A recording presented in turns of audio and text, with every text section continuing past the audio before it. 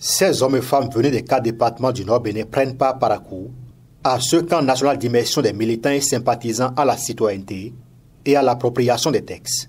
Organisé par Voix citoyenne unie, ce camp qui s'est déroulé à Parakou le 4 octobre 2024 intervient après celui d'Abomey Calavi il y a quelques semaines.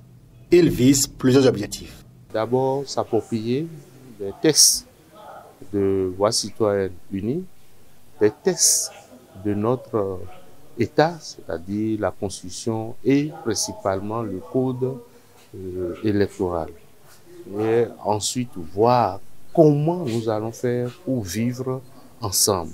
Donc, cultiver le vivre ensemble au sein des membres de Voix citoyenne unie.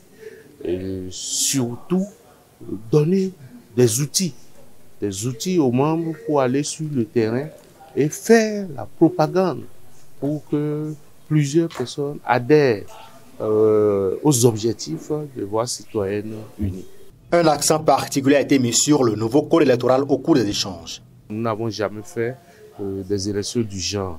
Donc c'est pour cela que nous avons insisté sur le code électoral. Les gens doivent s'approprier et voir si, avec ça, nous pouvons faire de plaidoyer ou de lobbying vers les décideurs, vers l'Assemblée, vers d'autres personnes pour que ce qui a corrigé, pour cultiver la paix, soit corrigé pour que nous puissions aller aux élections dans la paix et dans la concorde, dans la fraternité. Les participants ont eu droit à des communications, notamment sur les points d'achoppement du nouveau code électoral, les techniques de plaidoyer et d'autres sujets. Ils repartent satisfaits. Beaucoup de nos populations ne comprennent pas encore le contenu de ce code-là. Et ce camp va nous permettre à expliquer correctement à ces populations-là ce qui est dans ce code pour que chacun puisse prendre ce qu'il veut dedans. J'ai compris la différence qu'il peut y avoir entre plaidoyer et lobbying. Et ça, je confondais les deux, mais avec ce camp, cela m'a permis de faire une différence nette entre ce que c'est qu'un plaidoyer et ce que c'est qu'un lobbying. À l'issue de ce camp, des résolutions ont été prises.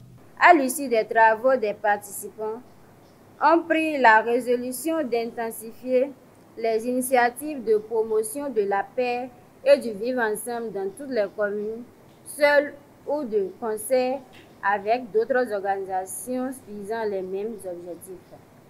Reconnaître la richesse exceptionnelle du colloque national sur le code électoral organisé par l'Observatoire chrétien catholique de la gouvernance en avril 2024. Salue la prise de position courageuse et responsable de la conférence épiscopale du Bénin et de cadre de concertation des confessions religieuses.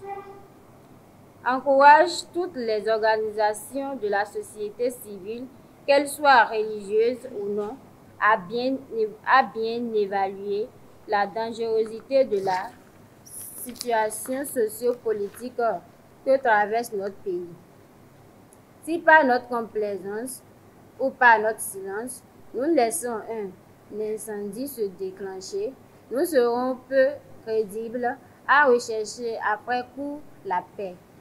Font un appel patriotique à tous les députés à l'Assemblée nationale afin qu'ils prennent l'initiative de relecture urgente du code électoral dans le sens d'éviter à notre pays soit une impasse juridico-politique ou des conflits aux conséquences prévisibles.